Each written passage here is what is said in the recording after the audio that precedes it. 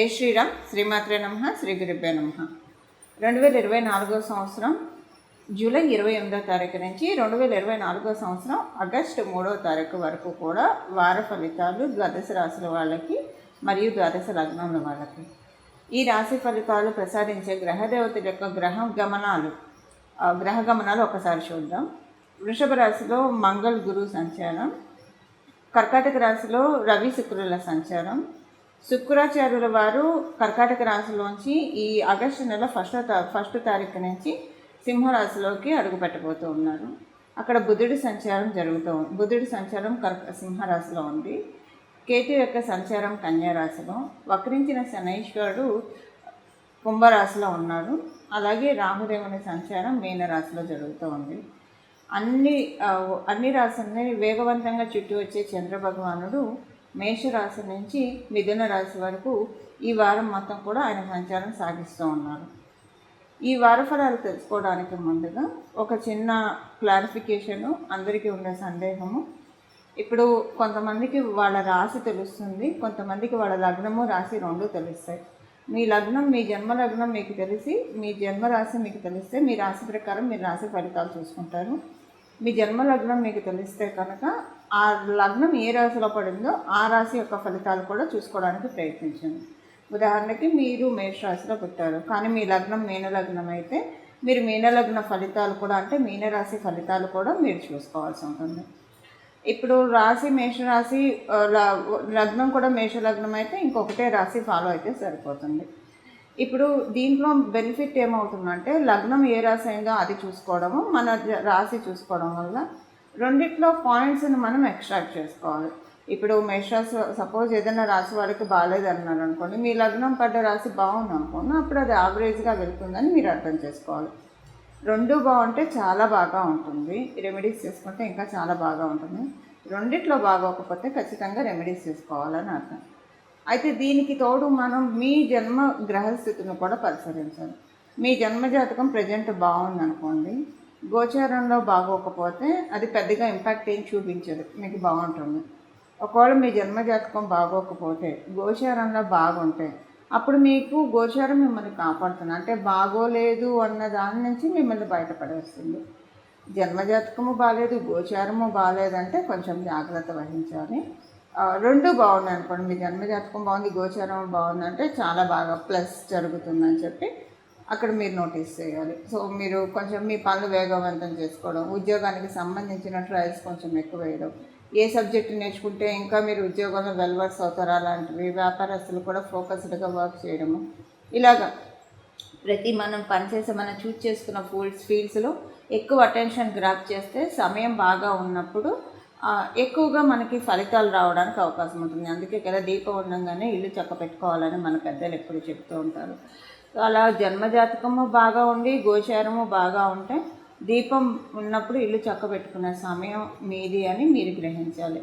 మీ పనులన్నీ కూడా మీరు ఫాస్ట్గా చేసుకుంటూ ఎక్కడా కూడా జాప్యం చేయకుండా చేసుకుంటూ ఉంటే చాలా బాగా ఉంటుంది.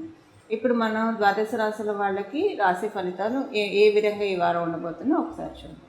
ఈ వారము గోచార గ్రహస్థితిలో ఒక విశేష అంశం ఉంది, అది ఒకసారి మనం పరిశీలిద్దాము. రాహువు నుంచి కేతువు మధ్య 7 గ్రహాలు ఉన్నాయి. అంటే శనీశ్వరుడు ఒక్కడే బయట ఉన్నాడు.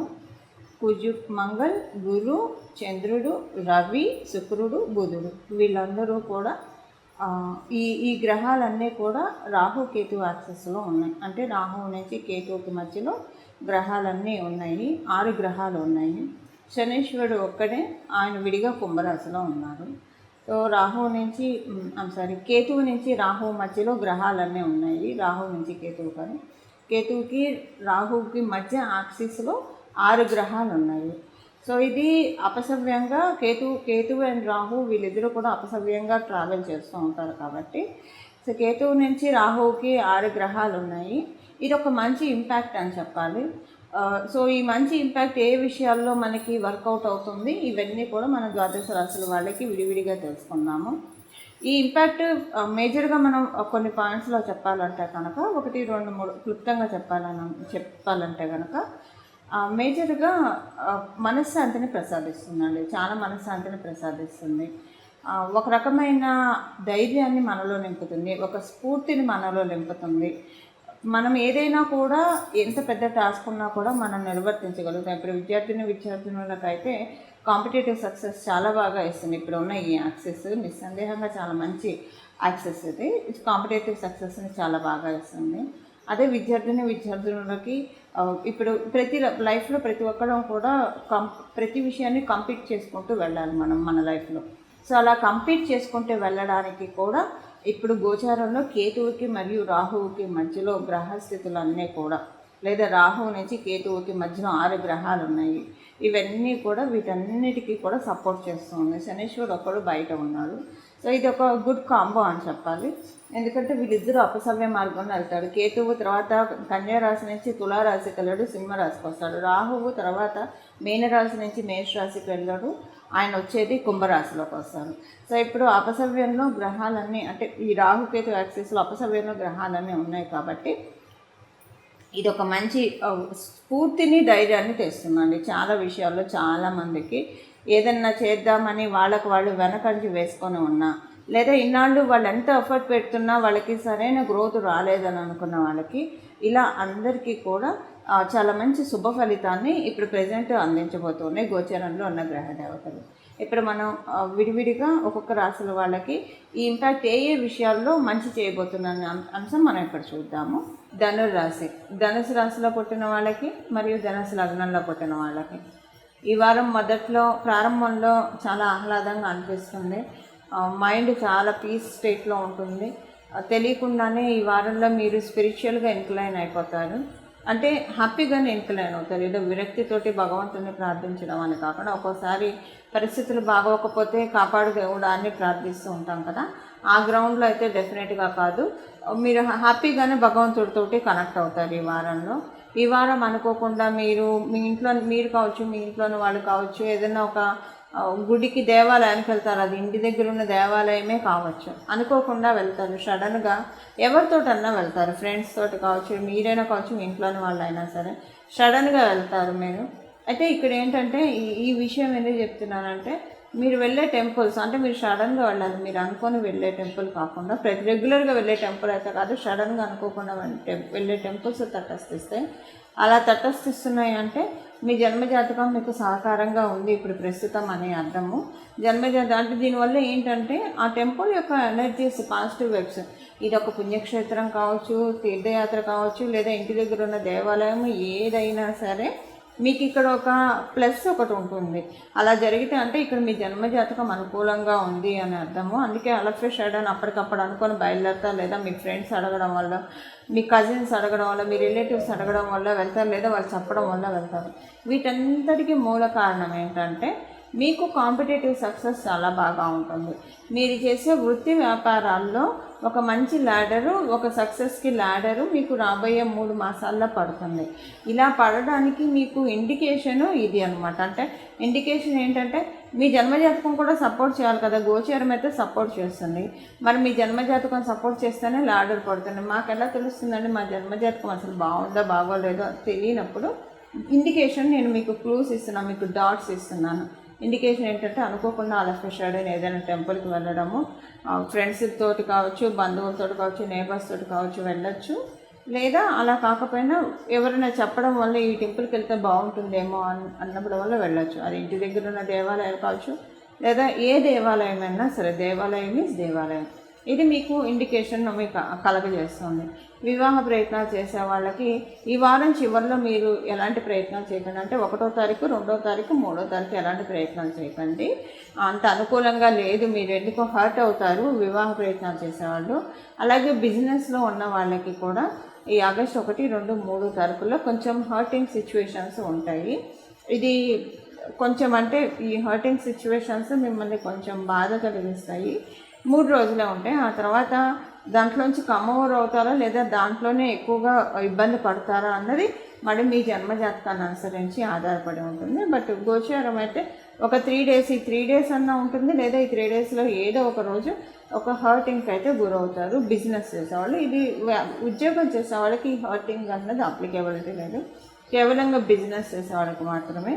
అలాగే ఇంకా మిగతా అన్ని విషయాల్లో కూడా బాగా ఉంది. విద్యార్థులు ధనుసు రాశిలో పుట్టిన విద్యార్థులు లేదా ధను లగ్నంలో పుట్టిన విద్యార్థులు మీకైతే చాలా చక్కగా ఉంది, అనుకూలంగా ఉంది. మీకు ఈ వారం అంతా కూడా హ్యాపీ స్టేట్లో జాయ్ మూడ్లో ఉండే సిచ్యువేషన్స్ మీ అందరికీ కూడా గోచార గ్రహస్థితులు కలగజేస్తున్నాయి. ఇవి ఈ వారం యొక్క గోచార గ్రహస్థితుల ఫలితాలు ధనుసు రాశి మరియు ధను లగ్నంలో పుట్టిన వాళ్ళు. చూశారు కదండి మీ రాశి యొక్క ఫలితాలు. ఇప్పుడు ఏ పరిహారం చేసుకుంటే చక్కటి ఫలితాలు ఉంటాయి ఈ వారం మొత్తం కూడా అదొకసారి మనం పరిశీలిద్దాము. ఈ వారం మొత్తం కూడా ద్వాదశ రాశుల వాళ్ళు మరియు ద్వాదశ లగ్నాల వాళ్ళు కేతు భగవానుడు అసలు యాక్చువల్గా డిటాచ్ చేస్తాడు మనకు అన్నిటి నుంచి. కాకపోతే ఇప్పుడు కాలగమనంలో ఒక రకంగా కాలామృత యోగంలో ఆయన మనకి ఫలితాన్ని ఇస్తూ ఉన్నాడు. కాబట్టి కేతు భగవానుడు ఇచ్చే ఫలితాన్ని మనం అందుకోవడానికి గణపతి యొక్క పూజ, గణపతి యొక్క ప్రార్థన మనం చేయాలి.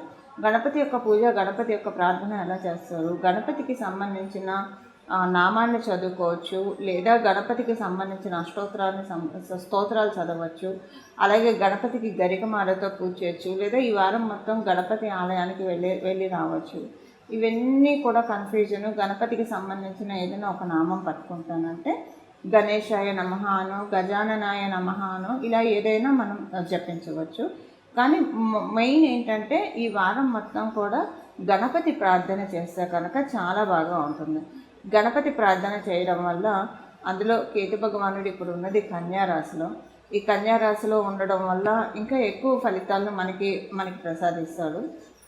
అయితే గణపతిని ఏదైనా ఒక నామంతో జపిస్తే బాగుంటుంది, ఆ నామం ఏంటి అది చెప్పండి అన్న సందేహం మీకు తలెత్తితే కనుక గజాననాయ నమః, గజాననాయ నమః, గజాననాయ నమః ఈ నామాన్ని మనం ఉదయాన్నే కూడా లేస్తూ గణపతి చక్కటి ముఖార విందాన్ని చూస్తూ ఎవరైతే గణపతి వంక చూస్తూ గజాననాయ నమః, గజాననాయ నమః, గజాననాయ నమః అనుకుంటారో వాళ్ళకి ఐశ్వర్య ప్రాప్తి ఉంటుంది. ప్రతిరోజు అనుకుంటూ వెళ్తే ఐశ్వర్య ప్రాప్తి ఉంటుంది. ఇప్పుడు ఈ వారం మొత్తం కూడా గణపతి యొక్క ఇప్పుడు నామానికి ఎలాంటి తప్పు ఉండదు. మీరు ఆడవాళ్ళు అయితే పీరియడ్లో ఉన్నా కూడా మనసులో నామజపం చేయొచ్చు. మీరు అశౌచంలో ఉంటే 1 year అశౌచంలో ఉన్నా కూడా నామజపానికి ఎలాంటి తప్పు లేదు. ఇది మనం అంటే బీజాక్షరాలు లేదా ఓంకారం చేర్చట్లేదు కాబట్టి కేవలంగా నామజపం ఎప్పుడైనా చేయొచ్చు. అందుకే మనకి పేర్లు కూడా అమ్మవారి పేర్లు, దేవీ దేవతల పేర్లు లేదా భగవంతుడి పేర్లు ఇలా పెడుతూ ఉంటారు. రామ అంటారు. ఇప్పుడు ఒక తల్లి పిల్లాన్ని పిలవాలంటే పీరియడ్లో ఉన్న రామ ఇలా రారా అంటుంది. కానీ అదే నేను పీరియడ్లో ఉన్నాను పిలవకూడదు దేవుని నామం అని ఆగరు కదా. అంటే ఇక్కడ నేను చెప్పే విషయం ఏంటంటే నామజపానికి ఎలాంటి దోషము లేదు. సర్వకాల సర్వావస్థల్లో కూడా మనం నామజపాన్ని చెప్పించవచ్చు. సో అలా గజాననాయ నమః, గజాననాయ నమః, గజాననాయ నమః అనే ఈ నామాన్ని కనుక జపిస్తే కనుక చాలా చక్కటి ఫలితాలు మనకి లభిస్తాయి. సో ఈ వారం అంతా కూడా గజాననాయ నమః, గజాననాయ నమః, గజాననాయ నమః అనే నామాన్ని జపిస్తారా, లేదా గణపతికి సంబంధించిన మీకు ఇంకా ఏదైనా ఒక నామాన్ని మీరు పట్టుకున్నా సరే చక్కటి ఫలితాలు ఉంటాయి. ఇలా గణపతిని ఈ వారం మనం ఆశ్రయిద్దాము. మన జీవితంలో ఉన్న ఆటంకాలన్నీ కూడా ఆయన చిటికలో తొలగించేస్తారు. ఆదో పూజో గణాధిపః అని చెప్తారు. మొదటగా గణపతినే మనం పూజిస్తాము. సో మనం ప్రతిరోజు గణపతి యొక్క నామస్మరణ చేస్తే కనుక ఈ వారము చాలా అంటే చాలా చక్కటి శుభ ఫలితాలు మనందరికీ కూడా తటస్థిస్తాయి. మంగళం. నమో భగవతే వాసుదేవాయ.